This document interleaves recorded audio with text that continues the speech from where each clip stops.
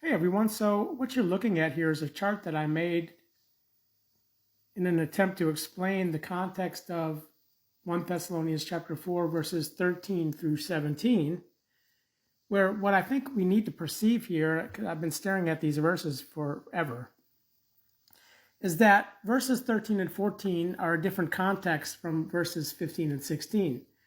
Where here, those being made to slumber accords with not having expectation and saddening. Where here, those who are slumbering concern we the living, and what we'll see on this side. Okay, so first of all, the connection to slumbering and saddening is seen in some of these verses of the New Testament, okay, where Paul said, do not sadden the Holy Spirit into the day of unloosening, where unloosening is what is termed the better resurrection. Hebrews chapter 11, verse 35, where in Philippians 1:23, that which is much, much more better, emphatically, is up-loosening, okay, not unloosening. And what we'll see in a minute is that the rise first here of verse 16 is the up-loosening of the much, much more better out-resurrection. Okay, so when we come to these two verses again, those being made to slumber according to we the living, when the Lord descends from heaven, are those who are in Christ. Sorry about that. 1 Corinthians 15:18.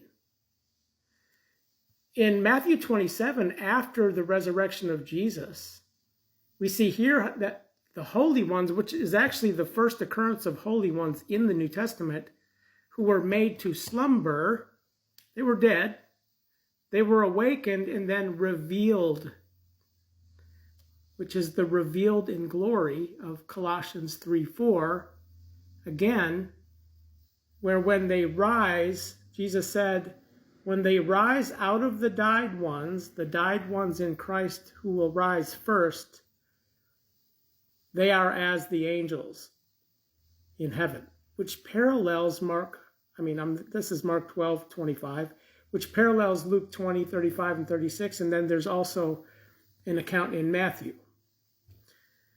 So, the context of rise first here is actually the first order, according to each in his own order, in his presence, 1 Corinthians 15:23, into the presence of the Lord, which is eventide, first watch time.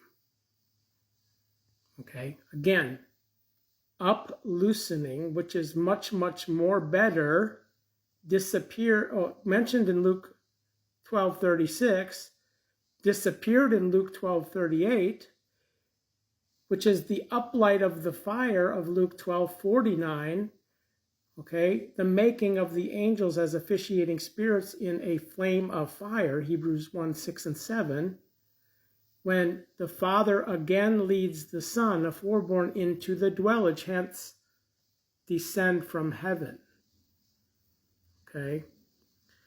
Then we come here, thereupon, which means afterwards, after the first order, thereupon we the living again in Christ, who are being round left over, we at the like same time, we the living here, together with them, the first order, are into the coming of the Lord, into the from encounter, which points to the parable of the 10 virgins in the middle of the night. Okay, this is the second order of the resurrection orders, which is midnight, which leaves cock's voice to complete the right hand, where Paul here, he doesn't address the third watch timers. He's talking to the sober-minded virgins according to the event of the epanthesis into the wedding feasts, where then the 5 foolish locked out concerns the third order. So that's how we need to understand these verses. There's two different contexts here. Whereas for the third watch timers post-midnight, well, this is the context of the out justifying of 1 Thessalonians 4:6 here. Since these days are days of out justifying, which justifies those in spirit according to the last who will rise. Third watch time, cock's voice, completion. So Paul is addressing the context of the first order in verse 16 and then the second order in verse 17, middle of the night. Where the out justifying, again, Luke chapter 21, is a parallel to what we read in Matthew 24 and Mark chapter 13. Okay, these are all parallel chapters. Where if we go to Mark, the fourth watch time morning is the context of the outchosen of verse 27 who come out of the four winds, meaning they don't go into it. Because the fourth watch time, morning, is the judgment of the left named. So perceive the first three parabolic watch times of the night bring into the completion the right hand, according to blissful are those, Luke 12:38 again, where the disappeared first watch time, again, is the up-loosening of the officiation who rise first, and then the third watch time will rise last.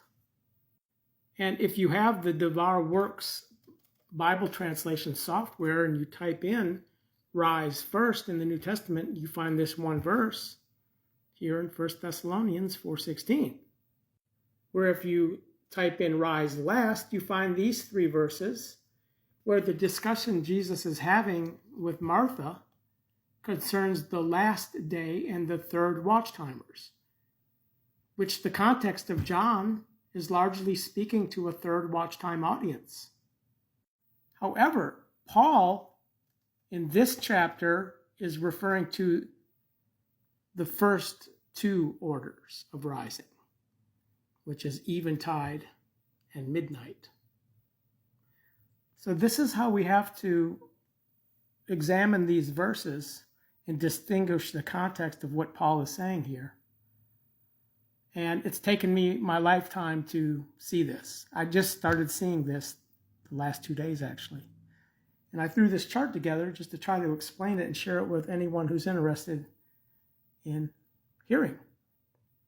So thanks for watching. And if you want a copy of the Dabhar software here, you can email me at therevelationdeception@gmail.com. I'll send you a link to where you can download files for OS X, Mac, Windows, PC, and Android. You can put this software on your phone. It's great. I love it. I use it all the time on my phone too. And it has the same search function here. So thanks for watching and God bless.